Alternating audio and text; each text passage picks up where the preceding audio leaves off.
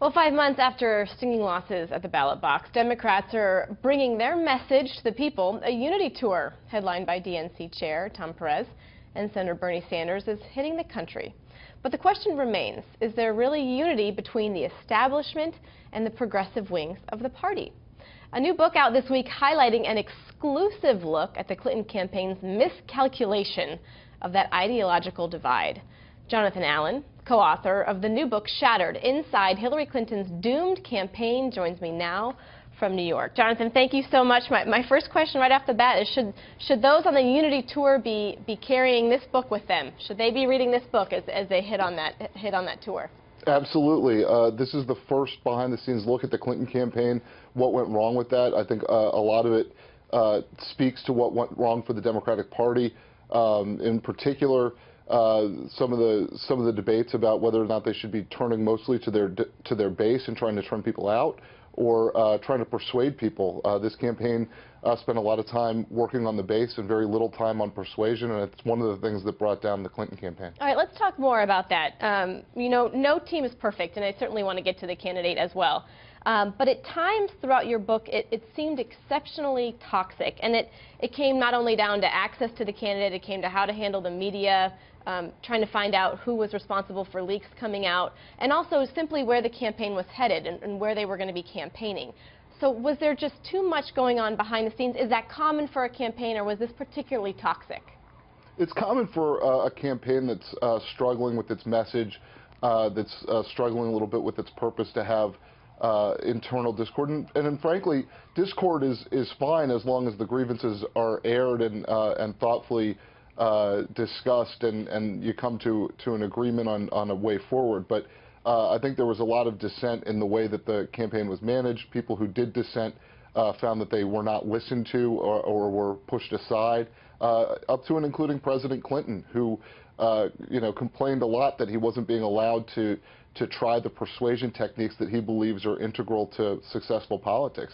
He wanted to go out into parts of the country where Hillary Clinton was a little bit less popular, where there were voters on the fence or voters who didn't like her, and try to carry forward a message for her that he thought would be helpful.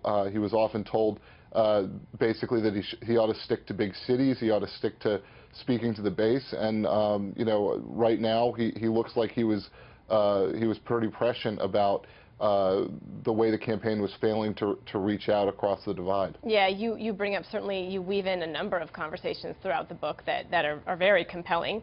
You know, we talk so much about the candidate after the election, and in your book, in one particular chapter called The Aftermath, you mentioned her not being accepting of defeat. There was definitely a blame game. But then you went on a little bit later in the chapter to say that she really did bear the blame. She bared the responsibility. So which is it? And when if she came to that realization, when?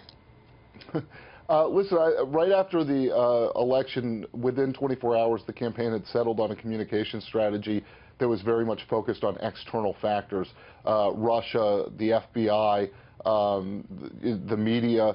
And what that meant is that they didn't have to spend a lot of time looking at themselves or pointing to their own flaws. And for a Democratic Party that's trying to move forward and being competitive, I think there are a lot of lessons to learn from this campaign, and a lot of lessons to learn from some of the things they did right as well as some of the things they did wrong. But as long as they are blaming external factors, they're not really doing the analysis that's going to help them move forward, because those external factors will not be the same. And some of them were very unique to Hillary Clinton. Certainly the email server issue, they believe the media overcovered it. You had an FBI investigation into a sitting candidate. It was a running candidate. You had a situation with that email server that is entirely self-inflicted by Hillary Clinton, and whether the media magnified that or not, it was certainly a factor for the entirety of the election, and in fact, even before she ran. So it's not just the way that I think about this. Some of the sources that my co-author Amy Parnes and I talked to said they felt that Hillary Clinton was not being very reflective about this. Right, and here's a woman who's been in the public eye even before Arkansas, so it's been a big, long journey for her. Jonathan, thank you so much, of course, for our viewers. Shattered is available to them. It's an inside look and some exclusive conversations. It's fascinating. Thank you so much for joining us, sir. We appreciate it.